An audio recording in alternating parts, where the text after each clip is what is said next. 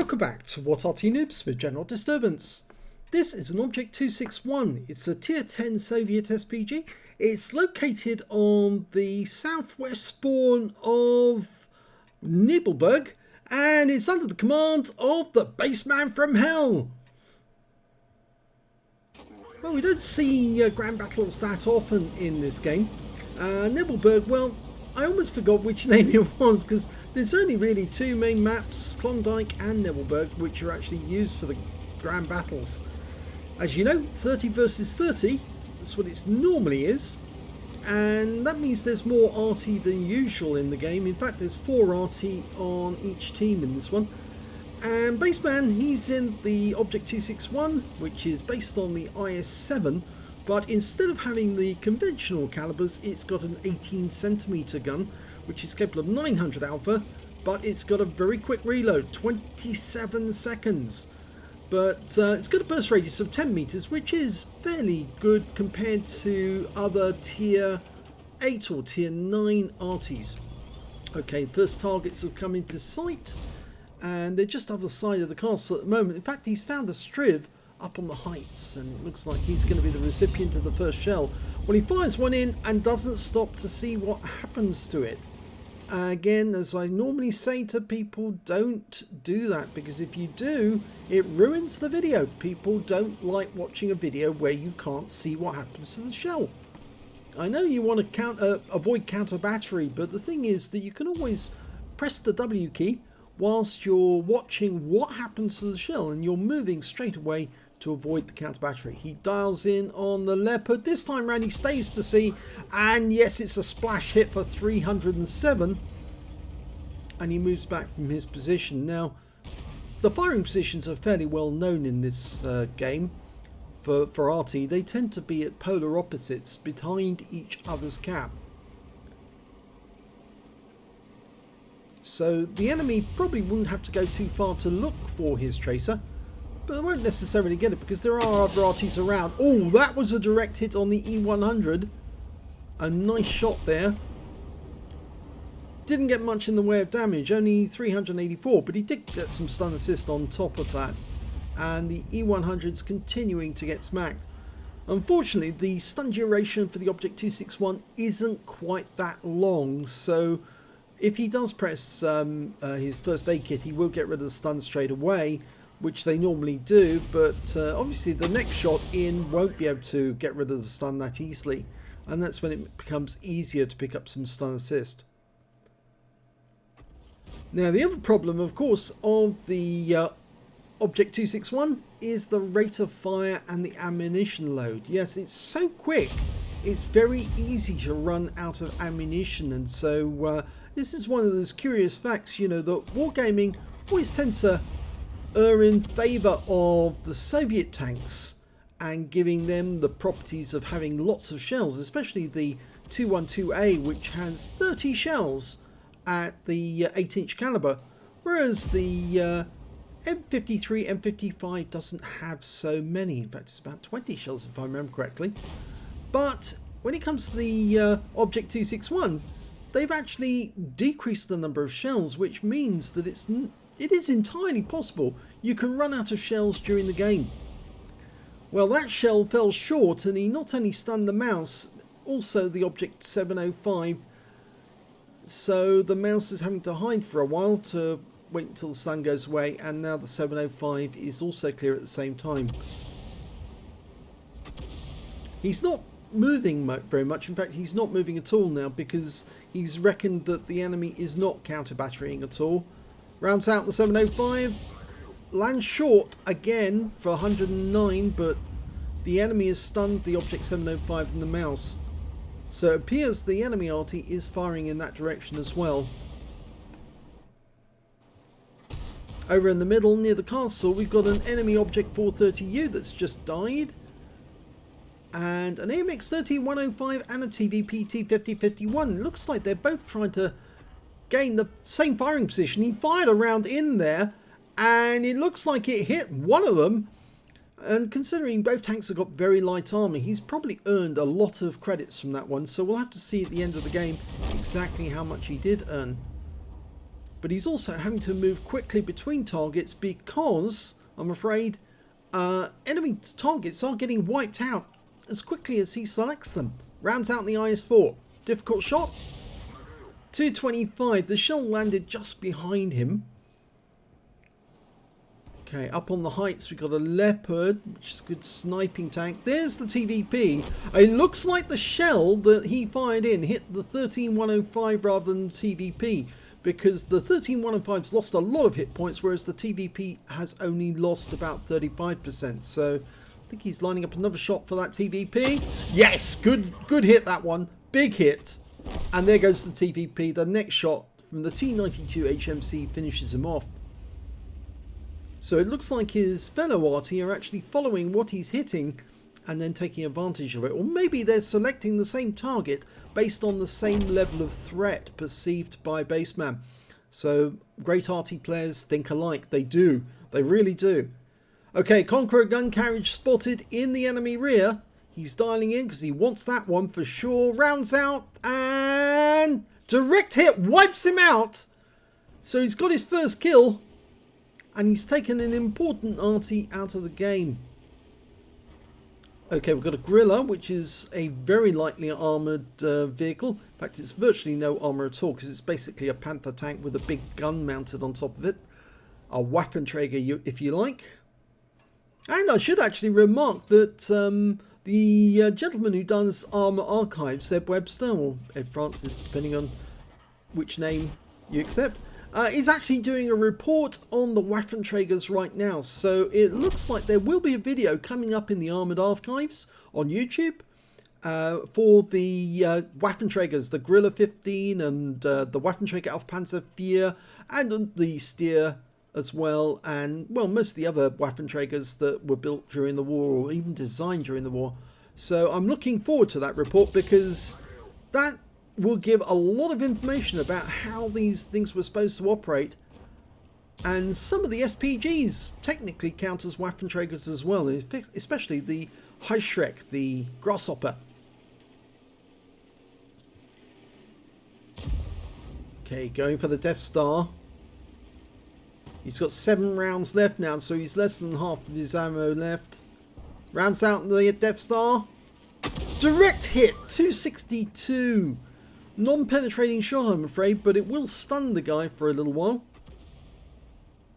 Except, of course, he's up on the heights and the mouse is down below him. We're now going for the Gorilla again. He might be able to get that one. Almost loaded. One last round of standard HE and then he's on to the premium rounds. Rounds out, straight away. Oh, it fell well short and hit the rock face down below.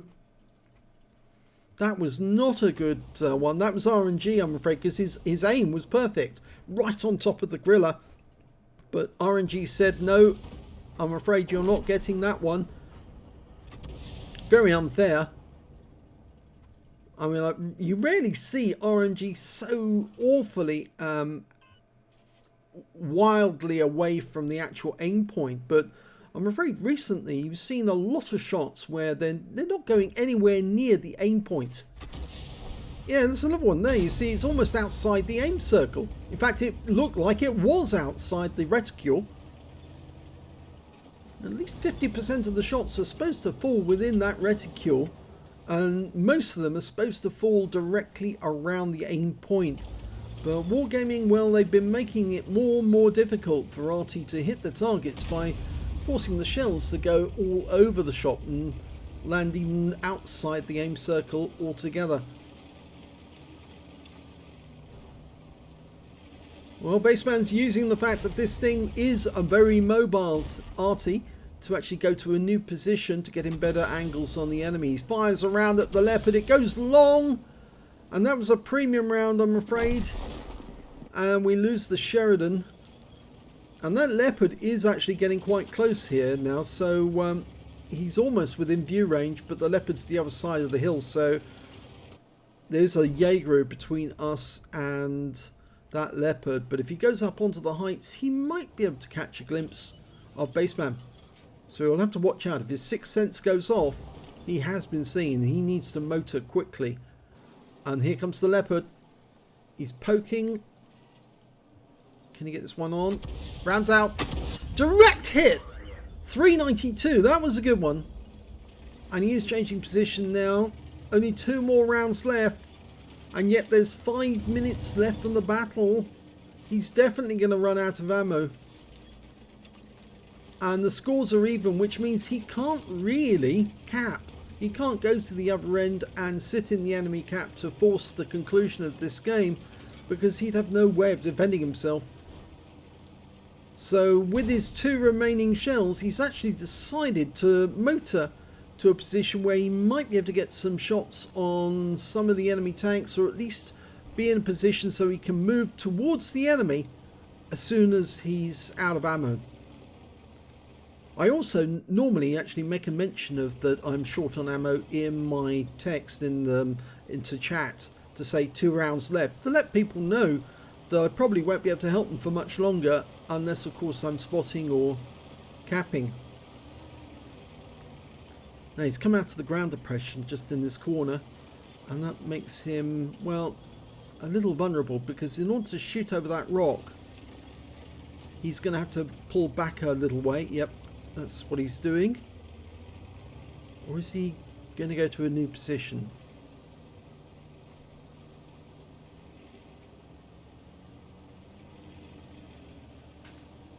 I thought he was going to go round the east side to get to a position so he could drive to the cap, but instead now he's chosen to go into this bunch of trees,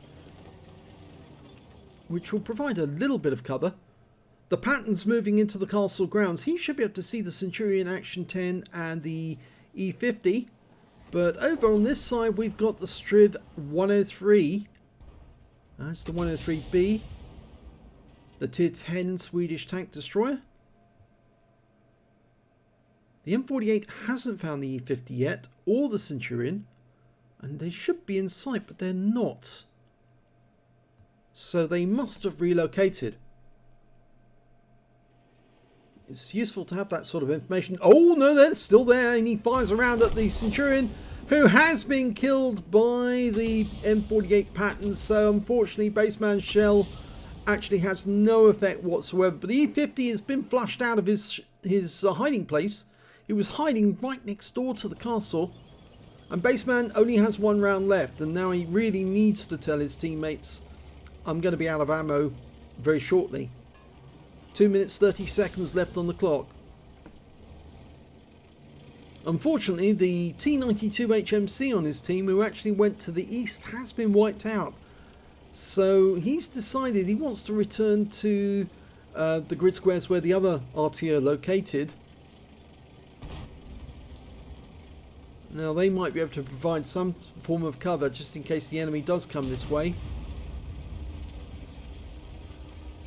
He could actually go through the town. There's the 2-minute warning. He could go through the town and get near the cap the other way. The M48 Patton's doing that right now. So if he was to relocate to the town, or the heights above the town, that would still put him within driving range of the cap area. But no, it looks like he's going to stay here at this end of the map, and it does look now like it's going to be a draw, because we're 1 tank up on the enemy, but there's still some enemies out there. 3 tank destroyers, 1 medium, and 2 Arty. And there goes one of their Arties.